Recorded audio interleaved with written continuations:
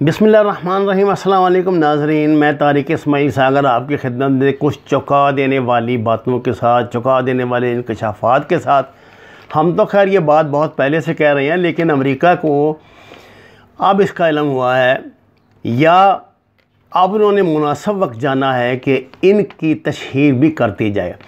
नाज़रीन कराम, आप जानते हैं फ़ॉरेन पॉलिसी दुनिया का बड़ा प्रेस्टीजियस एक पर्चा है, ये अमेरिका से निकलता है और दुनिया के जितने भी लोग स्ट्रेटजी और बल्कि मैं कहता हूँ करंट अफेयर्स के हवाले से भी मामलात में दिलचस्पी रखते हैं, वो बहुत शौक़ से इसका इंतज़ार भी करते हैं, इसका मुताला भी करते हैं। ये अमेरिका जरीदा है, इसके ताज़ा तरीन शुमारे ने ऐसे इंकशाफात किए हैं जिन्होंने दुनिया की आँखें खोल के रख दी हैं। ये अलग बात कि जब ख़त्म अल्लाहु अला क़ुलूबिहिम वला समइहिम वला अबसारिहिम ग़िशावतुम वलहुम अज़ाबुन अलीम, ये फिर अल्लाह ताला कहते हैं कि औ कसय्यबिम मिनस समाए फ़ीही ज़ुलुमातुन व रअदुन व बर्क़, कि जब कानों के पर्दे फाड़ देने वाली आवाज़ जो है ना वो बुलंद होगी ना, तब इनको सुनाई देगा, तब इनकी बंद आँखें खुलेंगी, तब जो पिघला हुआ शीशा इनके कानों में पड़ा हुआ है ना वो बाहर निकलेगा, तो इनको इल्म होगा कि सच्चाई क्या है। नाज़रीन कराम, फ़ॉरेन पॉलिसी की रिपोर्ट के मुताबिक भारत दुनिया का सबसे बड़ा दहशतगर्द मुल्क है। इसके कारिंदे पाकिस्तान, कश्मीर, अफ़गानिस्तान, शाम, सेंट्रल एशिया में सरगर्म अमल हैं। दाइश की मदद से जिसकी मुकम्मल सरपरस्ती अब भारत ने संभाल ली है, ये लोग अफ़गानिस्तान, शाम को बेस बनाकर दहशतगर्दाना कार्रवाइयों में हिस्सा ले रहे हैं। दाइश के ज़रिए दहशतगर्दी के नज़रियात को फ़रोग़ दे रहे हैं। भारत की इंतहा पसंद पॉलिसी तबाह कौन है, इसका नोटिस ना लिया गया तो ये पूरी दुनिया के अमन को तबाह बर्बाद कर देंगे। ये वो बुनियादी बात है जो कही गई है और इसका ये मज़मून तो बड़ा तवील है, मैं इसके कुछ हिस्से जो है वो आपकी खिदमत में पेश कर रहा हूँ। ये जरीदा लिखता है कि भारत दाइश के ज़रिए मुख्तलिफ ममालिक में दहशतगर्द नज़रियात को फ़रोग़ दे रहा है। भारतीय दहशतगर्दों के शाम की लड़ाई में मुलव्वस होने, अफ़गानिस्तान में दाइश से मिलकर लड़ने के पुख्ता सबूत मिले हैं। दाइश और भारतीय गठजोड़ के नतीजे में दहशतगर्दी में इजाफ़ा हुआ। रिपोर्ट में इंकशाफ किया गया है कि काबुल में सिख गुरुद्वारे पर हमले में भारतीय दहशतगर्द मुलव्वस थे और दाइश ने भारत में मौजूद अपने दहशतगर्द ग्रुप्स का बाकायदा ऐलान भी किया था। नाज़रीन कराम, मैंने आपको जब ये सिखों के गुरुद्वारे पे काबुल में हमला हुआ था तो ये बता दिया था कि ये राव और दहशतगर्द की मुश्तरका पॉलिसी है। आप मेरी ये वीडियो निकाल के देख लें। अल्लाह के फजल से जो इस फ़कीर ने बातें की थी लफ्ज़ ब लफ्ज़ वही फ़ॉरेन पॉलिसी ने लिखी हैं, उसमें कोई इजाफ़ा कमी नहीं की। अच्छा जी, ये कहते हैं कि ये जो काबुल का तो खैर था ही, वो कहते हैं कि यही जो काबुल में ग्रुप इन्होंने एक्टिवेट किया हुआ है ना, आजकल भी आपको पता है वो तालिबान से लड़ रहे हैं, जो वहाँ अमन नहीं कायम होने दे रहे हैं, वो कह रहे हैं कि यही वो लोग हैं जो कश्मीर में भी दंगा फसाद कर रहे हैं। मकबूजा कश्मीर में भी यही ग्रुप जो है वो कार्रवाइयाँ कर रहा है। यूएनओ में, अक़वाम मुत्तहिदा में केरला और कर्नाटका में दहशत ग्रुपों की मौजूदगी का इंकशाफ कर चुका है। यानी यूएनओ की रिपोर्ट्स में भी बताया जा चुका है कि कर्नाटका, केरला में ये जो ग्रुप मौजूद है ना, ये पूरी दुनिया में दहशत फैला रहा है। एक हिंदू के 9/11 वाक़या के खालिद शेख से रवाबत का भी इंकशाफ हुआ है। आप मेरी बात गौर से सुने, ये मैं आपको अफसाना नहीं सुना रहा, ये अमेरिकन जरीदे का मज़मून है, फ़ॉरेन पॉलिसी का। इस मौजूद है यूट्यूब, इस पर किसी भी सर्च इंजन में देख लें, मैं मौजूद है, आपको गूगल पे आसानी से मिल जाएगा। कहते हैं कि भारत, ताजिकिस्तान, उज़्बेकिस्तान और किर्गिज़स्तान के दहशतगर्द इससे पहले आलमी अस्करी कार्रवाइयों में कभी भी आगे नहीं थे, लेकिन अब वो दाइश की कार्रवाइयों में सफ़े अव्वल में शामिल हैं। मैंने आपको पता है वीडियो पड़ी हुई है, देख लें। जो आपके दुआओं से जो ये फ़कीर आपको रुख दिखाएगा ना चीज़ों का, वो कोई और नहीं दिखाएगा। ये लिख देना बड़ा आसान होता है, आज की फलाना ब्रेकिंग तोड़ हो गई, धमाका ये हो गया, फलाना कर दिया ये वो। चोर गोगे से बात नहीं बनती। बात होती है वो जिसके पीछे आपका तजुर्बा, आपकी तहकीक, आपका इल्म जो है, आपका नॉलेज जो है, वो कार फरमाओ। इस फ़कीर ने आज़रबाईजान और आर्मीनिया की लड़ाई के हवाले से जो वीडियो बनाई है, ज़्यादा पुरानी नहीं है, हिम्मत करके देख लें, मेरा ख्याल अभी हफ्ता भी नहीं हुआ होगा। उसमें मैंने रा का किरदार लिखा था। मेरे 2-4 दोस्तों ने बड़ा ही इस पर गुस्सा, उन्होंने साहब तुसी त्यौहार गल दे विच ना इंडिया नूं मुलव्वस कर देंदे हो। ये आपके वालिद साहब ने भी इसका इंकशाफ कर दिया, फॉरेन पॉलिसी ने। मैंने आपको बताया था कि इंडिया ने ताजिकिस्तान में रा का जैली हेडक्वार्टर बनाया हुआ, जहाँ बैठ के पूरे सेंट्रल एशिया को डिस्टर्ब कर रहा है। अल्हम्दुलिल्लाह आज फॉरेन पॉलिसी ने मेरी बात की तस्दीक कर दी। मैं आपको खुदा ना खासा ये नहीं साबित करना चाहता कि मैं उनसे ज़्यादा पढ़ा लिखा है, अक्लमंद हूँ। मैं आपको ये बताना चाहता हूँ कि अगर आप जब तक आप मुताला नहीं करेंगे, जब तक आप चीज़ों को देखेंगे नहीं, समझेंगे नहीं, ऐसे ही यक्कड़ मार देना अखबारों की खबरें पढ़ के और ये इनकी बातें सुन के उल्टी सीधी, जो बेवकूफ़ 8 बजे से रात के 11 बजे तक हमारा सर खाते रहते हैं हमारे चैनल पर बैठ के, आप कोई राय नहीं कायम कर सकते। बात वो होती है जो बोले और आपको बताए कि ये है सच। अच्छा हज़ूर वाला, ये फॉरेन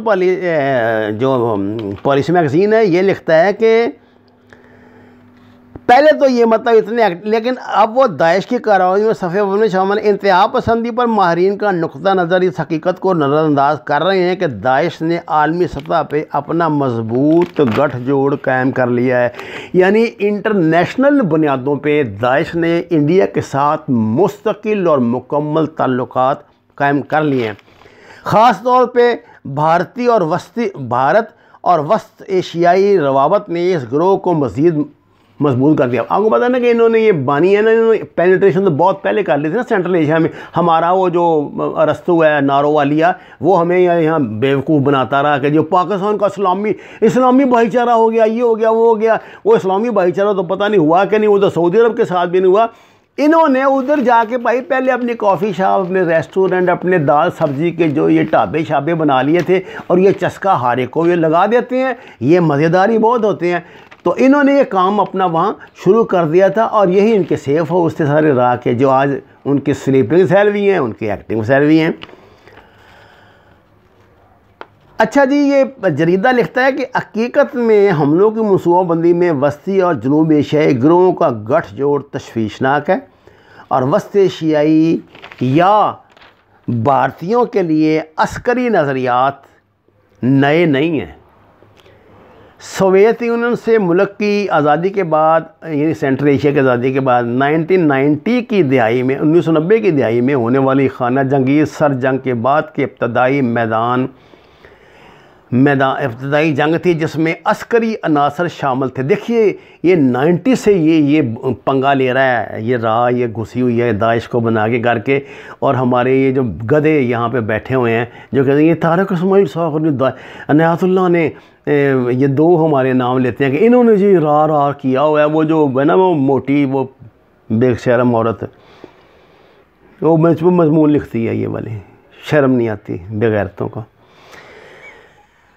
ये कह रहा है जी कि मैं 1990 कहते हैं कि ताजिकिस्तान में लड़ने के लिए जंगजुओं ने शुमाली अफ़गानिस्तान को एक अड्डे के तौर पे इस्तेमाल किया, और मैंने आपको बताया था ना कि 1990 में ताजिकिस्तान ने अपना ये अड्डा बना लिया था। इंडियन एयरफोर्स का भी अड्डा वहाँ पे, वो एक्चुअली राह का ही है। आलमी सतह पे अस्करी कार्रवाइयों में भारतीयों और वस्त एशियाई शमूलियत का एक अहम मोड़ शाम है।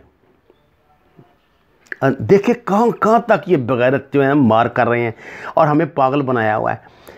कहते हैं कि भारतीय दहशतगर्दों की बड़ी तादाद दाइश के साथ अफ़गानिस्तान में लड़ने के सबूत तो मौजूद हैं, शाम में भी ये लोग बहुत एक्टिव हो रहे हैं।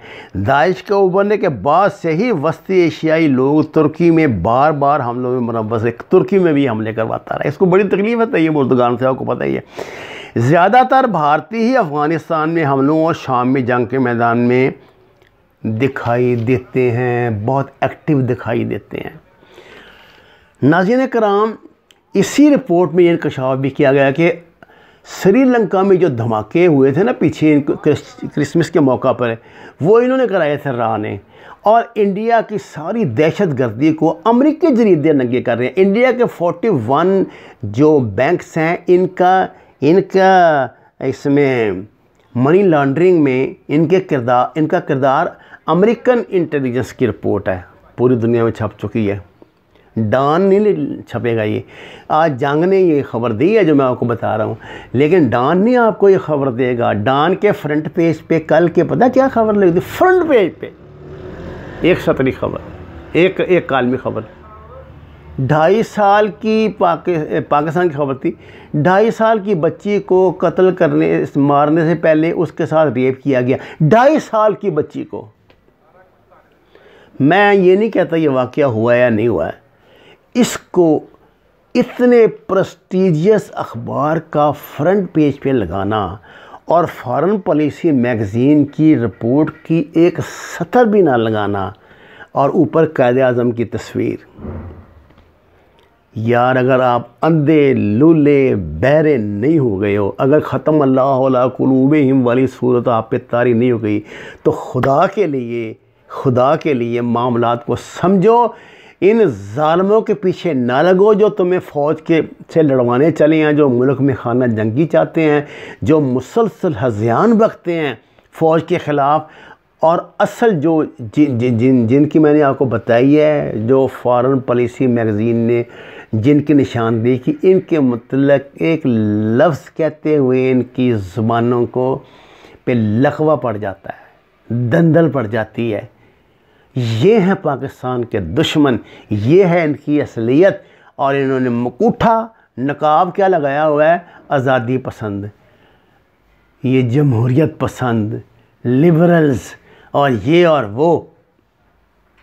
नाज़रीन कराम, जो मैं आपकी खिदमत में गुज़ारिशात करता हूँ, उनके पीछे बहुत मज़बूत मुसद्दक़ा इत्तलात होती हैं।